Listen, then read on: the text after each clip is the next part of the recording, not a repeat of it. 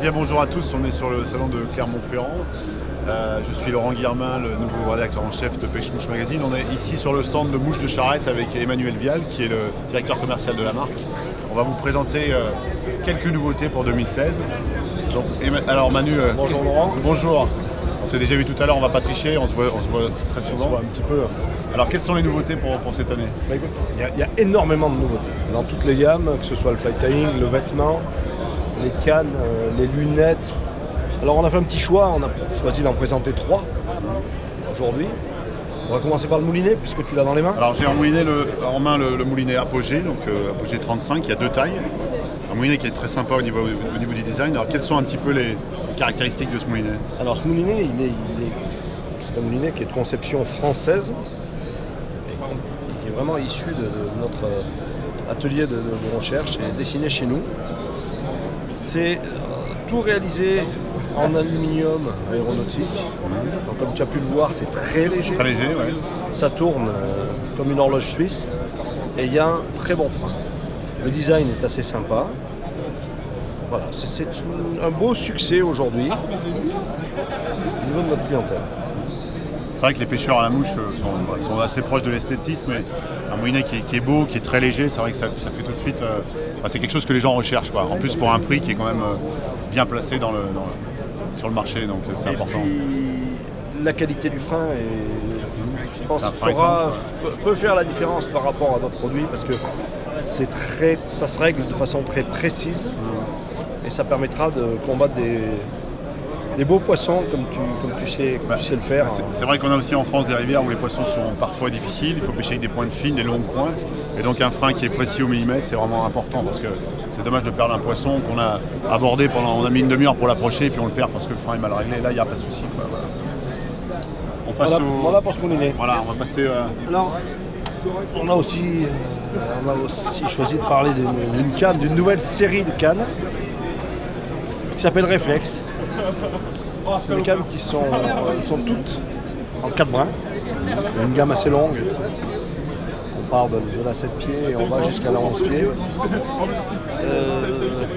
Tu as eu la chance de disposer des prototypes pendant quelques semaines, donc je crois que tu peux en parler. Hein. J'ai été un privilégié, on m'a transmis les 2 prototypes que j'ai pu tester sur une belle rivière à truite du Jura. Et c'est vrai que tout de suite, les sensations sont au rendez-vous, quoi. En plus, c'est un produit qui, au niveau prix, est bien placé. Je crois si je ne me trompe pas, le modèle 9 pieds sur 4.5 est à 229 €. C'est ça, c'est une gamme en dessous de 250 €. Voilà, et tout de suite, on a une canne qui est très légère, qui est très maniable. C'est vraiment le prolongement du bras. On fait, je dirais pas ce qu'on veut. Bon, j'ai la chance de lancer depuis très longtemps, donc j'ai l'habitude. Mais même pour des pêcheurs qui sont débutants, ils vont tout de suite pouvoir faire quelque chose d'intéressant et c'est ça qui compte. En plus, la canne est jolie, l'esthétisme est bien réussi. Il n'y a pas de... C'est sobre. C'est sobre, mais c'est... sobre, c'est classique. C'est de belle facture. Ouais. C'est un bon produit, c'est sûr que ça sera sans doute... On a un accueil aujourd'hui du pêcheur qui montre qu'on est dans le juste. C'est un produit qu'on verra d'ailleurs dans les tests de pêche-mouche et dans le shopping. C'est un produit qui vraiment, moi, m'a intéressé et qui va intéresser pas mal de gens. Après, on va parler d'un grand classique de la famille Mouche de Charette. C'est le gilet spécialiste. Alors le gilet spécialiste, c'est un succès commercial depuis pas mal d'années. On en voit énormément au bord de l'eau. Et il avait vécu, et puis il y a quelques petites améliorations à la demande des pêcheurs qui nécessitaient d'être apportées. Ça a été fait. Donc si la conception générale est restée la même, on a changé la matière. On est aujourd'hui en microfibre déperlant avec beaucoup de tenue. Toutes les fermetures éclairs, tous les systèmes rétracts sont en yékéké, donc c'est un gage de qualité. C'est la référence.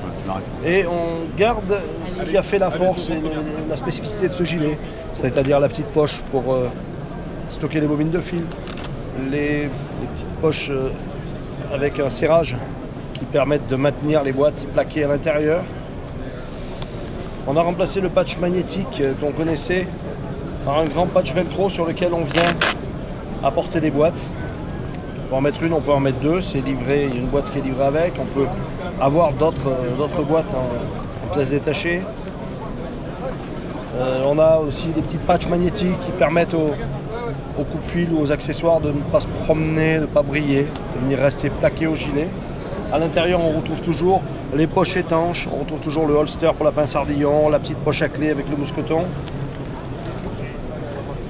Voilà, tous les petits détails qui ont fait de ce gilet un succès commercial. Hein. Encore une poche étanche, une poche à lunettes avec la petite microfibre qui va permettre d'avoir les lunettes toujours propres.